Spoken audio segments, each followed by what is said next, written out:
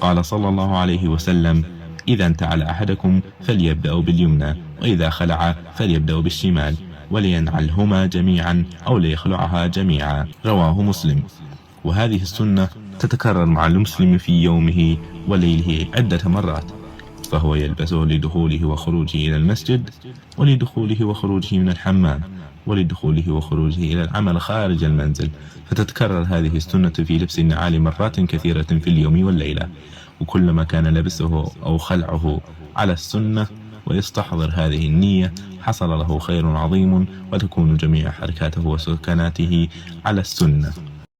طاهر القلب نقي ذاكر لله، المصطفى الصفي صلى عليه الله، أخلاقه وصفاته سبحان من سواه، هو قدوتي وحبيبي ودعوة النجاة، يا رسول الله يا حبيبي